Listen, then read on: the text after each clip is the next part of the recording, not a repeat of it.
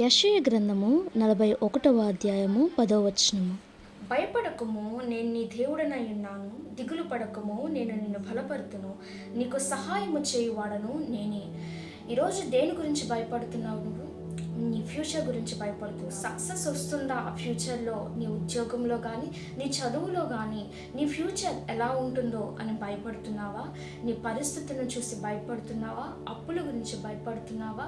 లేదా నీ చుట్టూ నీకున్న శత్రువులను చూసి భయపడుతున్నావా? వివాహం గురించి భయపడుతున్నావా? నీ ఫ్యూచర్లో నీకు ఎటువంటి హస్బెండ్ లేదా ఎటువంటి వైఫ్ వస్తుందో అని భయపడుతున్నావా? ఈరోజు ప్రభు మనందరితో మాట్లాడుతుంది ఒకే ఒక్క మాట: భయపడకు, దిగులు పడకు. మనకు సహాయము చేయగలిగేవాడు మన యేసయ్య మాత్రమే. యోసేపు యొక్క పరిస్థితిని రోజు ప్రభు మనకు జ్ఞాపకం చేస్తున్నాడు. యోసేపుకి తన పరిస్థితులంతా కూడా అతనికి వ్యతిరేకముగా అయినాయి. తన అన్నలు తనకు వ్యతిరేకమయ్యాడు. చీకటిలో ఉన్నాడు, గుంటలో పడిపోయాడు. తనకన్నాక ఎవరూ లేని ఒంటరిగా ఎలోన్ సిచ్యువేషన్స్ని యోసేపు ఎదుర్కొన్నారు. చెరసాలలో వేయబడ్డాడు. ఎంతో భయంకరమైన కష్టములో యోసేపు ఉన్నాడు. కానీ అటువంటి పరిస్థితుల్లో కూడా మనకి బైబిల్ గ్రంథంలో కనపడుతుంది, దేవుడు యెహోవా యోసేపుకు తోడై ఉన్నాడు అని. యోసేపుకున్న ధైర్యం అదే.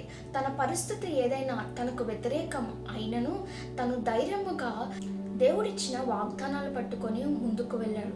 ఈరోజు మనందరము కూడా అలాగే ఉండాలి, ధైర్యముగా ఉండాలి. నీ పరిస్థితి ఎంత కష్టముగా ఉన్నాను, ఎంత ఇబ్బందికరంగా ఉన్నాను, ఎంత ఇరుకుగా ఉన్నాను, ఎంత చీకటిగా ఉన్నాను, దేవుడు నీకు వాగ్దానాలు చేశాడు కదా, ఆ వాగ్దానాలని ఏవి కూడా మర్చిపోకు, విడిచిపెట్టకు.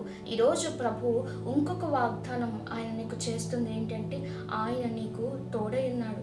ఆ రోజు యోసేపుతో ఏ దేవుడైతే తోడుగా యోసేపుకు ఉండి చీకటిలో ఉన్న అందరూ తిరస్కరించిన యోసేపుని ఏ విధంగా పై స్థాయి వరకు, ఒక అధికారి వరకు దేవుడు తీసుకువెళ్ళాడు, అదే దేవుడు ఈరోజు నీతో మాట్లాడుతున్నాడు. ఏంటి అంటే, ఆయన నీకు తోడై ఉన్నాడు. దేనికి కూడా భయపడకు. పరిస్థితులను, ఎటువంటి పరిస్థితుల్లోనూ నీకు సహాయం చేసి నడిపించేవాడు నీ దేవుడు. ఈ వాగ్దానాన్ని నీ చేత పట్టుకొని, నీ హృదయంలో పెట్టుకొని, నిరీక్షణతో, నమ్మకముతో, యోసేపు వంటి కష్టములో ఉన్నను, ఎటువంటి కష్టములో ఉన్నను, ఎటువంటి ఇబ్బందుల్లో ఉన్నను, నిరీక్షణతో, ధైర్యముతో ముందుకు కొనసాగుతారు అని నేను నమ్ముచున్నాను.